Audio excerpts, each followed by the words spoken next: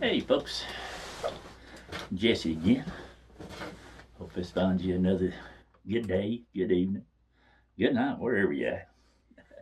Whatever time of day it is, I hope you're happy and laughing and smiling. If not, I hope you find a reason to be happy, laughing, and smiling. I, I was talking about growing up, and when I got 16, Daddy always, when he was a boy, he bought his first car when he was 16. He had something important to him to be able to drive, to you know, go yourself, and so found this old car. It's 68 Ford Torino, primer gray. Had air shocks back, so if you air shocks up, you'd jack it up, jack the back end up. It had your vinyl seats from Era. That's T-stick automatic in the middle. If you took armor all your seats up real good, if your buddy's riding over there, you could hit the brake and they'd slide right off the seat into the floor. And that old car, they called it death trap, which, probably pretty accurate deal. There's times you could go down the road if you could do a Fonzie, which, that's showing back at the time from Happy Days. You'd hit that dash, instead of the jukebox turn on, that bloody thing die. Just going down the road. So you had to pull side road to restart this bloody thing. And, I mean, the driver window, it come out of the track that rolls it up and down. I didn't mechanic, didn't know nothing about mechanic, and they definitely wasn't no YouTube in them days.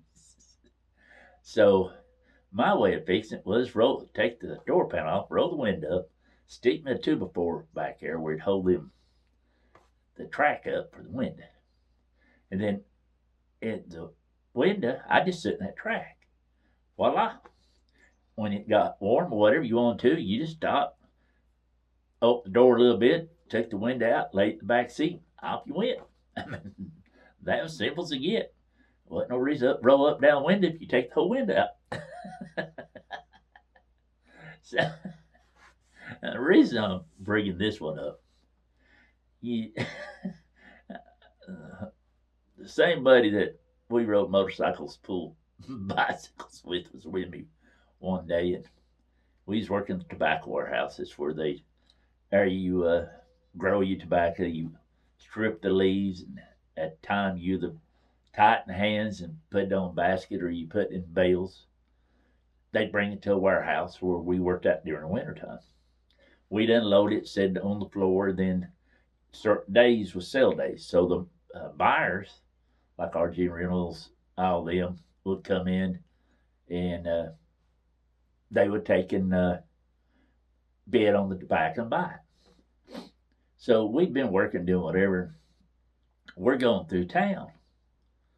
And I mean, that thing sounded like Dukes of Hazzard, and I pretty much drove it like Dukes of Hazzard. And if you could take your pickup some hay field, tobacco field up in the woods, that old car is going too. I mean, literally, this thing would go anywhere. So, especially as heavy as it was. So we're going through the middle of town one night, and Carrie Underwood's song says, Jesus take the wheel. How she released it, whatever. Well, mine wasn't exactly. It's probably this goes back to parents praying for you. It was more like instead of Jesus take the wheel, it was asking my buddy to take the wheel. I'm going up the road, middle of town, and I feel something on that old steering wheel. Well, all of a sudden the steering wheel literally comes off the column, right? So I, I'm holding this steering wheel like this, and I'm looking at it. We're going right down the road, and I'm like, well, that's interesting. So, my buddy hadn't noticed. He was looking at the window. Something. I heard at him. I said, sort of put the steering wheel in front of him and said, hey, you want to drive? At that point, it became a scream fest. He's screaming, hit the brakes, stop, stop. Well, that old car, when you hit the brakes, it would pull to the right, literally. I mean, it would pull so hard. I know if I hit the brakes, I was going through a parking lot into this. I was going to run right through a parking lot, hit people, whatever. I'm like, I can't. I said, he'll fly through the parking lot. And with this boy, he screamed, put the steering wheel back. Put that freaking wheel back on. Sweet Jesus, the death trap bitch going to kill us. Well, I reached over, I got the steering wheel back on, slid it right back on. Way we carried on. Of course, I'm laughing. He didn't see the Hebrew. And the next day, I go to look and I take, there's a cover over the steering wheel you could take off. And when I did, I never found the nut that holds that steering wheel on. Literally. I never did find the nut. It never fell on the floorboard. Apparently, the only thing I can figure out, the boys I bought the car from must have been going to take the steering wheel off. And couldn't get it pulled off. That's the only thing I can figure out. And they forgot to put the nut back on. That's the only thing I can figure out. I never did. I wound up going to the junkyard getting a nut for that bloody thing. I mean, this is the same car. I'm coming through town one day and I come up on this red light. Well, I hit the brakes. I hear something pop. My brakes go to the floor. I hear something bang, bang, bang on the ground. I can't stop. So I shoot in the left turn lane. I pass a couple of cars. I run through the red light. I mean, simple as it was. Well, I look, a rear view, and a boy I went to school with is right bloody behind me. Just horse laughing. Well, I finally get down this place, little place in the parking lot. I got pulled over and got it stopped. And he pulls up. He's like, man, just that was awesome, man. You just shot right around it. I'm like, not too awesome. I didn't have no freaking brakes, dude. I said, brakes. I said, I couldn't stop. I didn't have no brakes. Hey, so I just thought you was doing so. I just followed you, man. I thought that was cool. He's going to run the red light. I'm hanging with him. Yeah. that car sure was a death trap on me. And thing about was ignition switches wore out. Some of my buddies figured out that almost any porta key would fit that bloody car. And I'd come out lunchtime, maybe want to go run grab something to eat or something, and my car would be gone. Them boys would fart up, go get their own self something to eat. So you never know where my car is going to wind up being. But I'm just, it was just a miracle. Some of that stuff with that old car, I survived, to be quite honest with you. I mean, there wasn't much would try or do, but sometimes you didn't have a choice in it.